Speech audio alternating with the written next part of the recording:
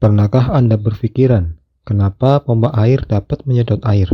Bagaimana bisa pompa air menyedot dan menyemburkannya lagi dengan tekanan tinggi?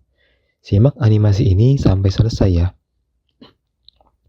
Air dapat tersedot dari bawah tanah karena ada kevakuman. Dan air dapat tersembur dengan tekanan tinggi karena ada pressure atau tekanan. Nah, pada pompa air, kedua kondisi tersebut harus dilangsungkan secara bersamaan. Bagaimana caranya? Yaitu menggunakan gaya sentrifugal. Pompa yang memanfaatkan gaya sentrifugal disebut pompa sentrifugal. Bentuknya kayak gini nih. Pertama, kita harus memahami konsep dari gaya sentrifugal ini. Gaya sentrifugal adalah gaya yang muncul pada benda yang berputar dengan arah menjauhi poros putarannya. Sebagai contoh, bandul ini. Dalam posisi diam, bandul akan tergelantung ke bawah. Namun, ketika kita putar, maka bandul tersebut akan terangkat. Semakin cepat putarannya, semakin tinggi bandul terangkat. Bandul tersebut dapat terangkat karena ada gaya sentrifugal yang mendorong bandul menjauhi poros putarannya.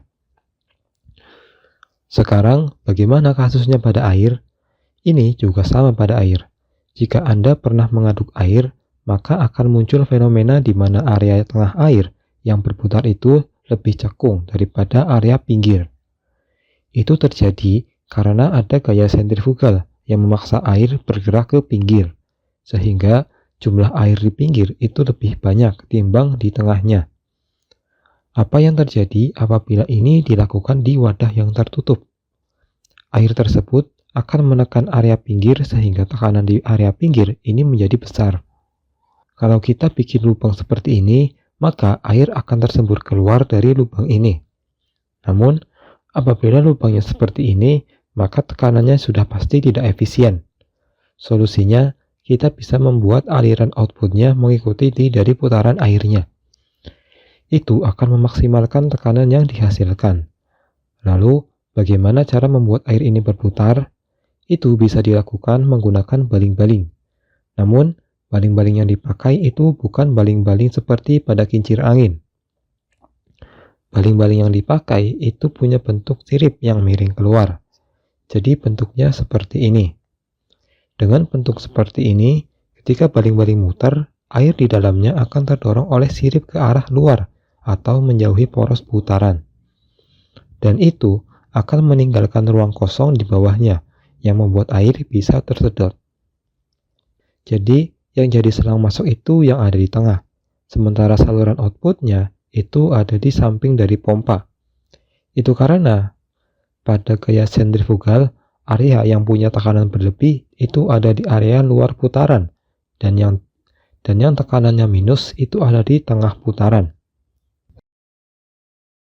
Selain model yang kita bahas itu, ada pula jenis pompa yang input-outputnya ada di atas baling-baling. Nah, ini sebenarnya sama prinsipnya pakai gaya sentrifugal. Tapi pada tipe ini, input tidak terletak di bagian tengah baling-baling, melainkan di samping semuanya. Pompa ini memanfaatkan aliran air ketika baling-baling ini muter. Jadi pertama, baling-balingnya itu berbeda. Kalau yang kita bahas pertama itu baling-balingnya miring, sementara ini lurus. Apa yang terjadi jika baling-baling ini muter? Air akan lebih berputar kencang dibandingkan bergerak menjauhi poros putaran. Nah, kalau kita blok alirannya dan kita alirkan ke saluran, maka itu akan membentuk dua area yang punya tekanan berbeda. Dua area ini akan menjadi input dan outputnya.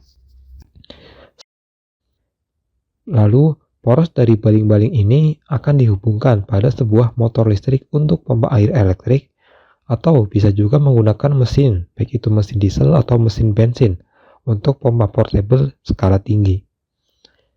Itulah animasi yang menjelaskan tentang bagaimana pompa dapat menyedot air dan menyemburkannya secara bersamaan. Semoga bisa menambah wawasan kita semua.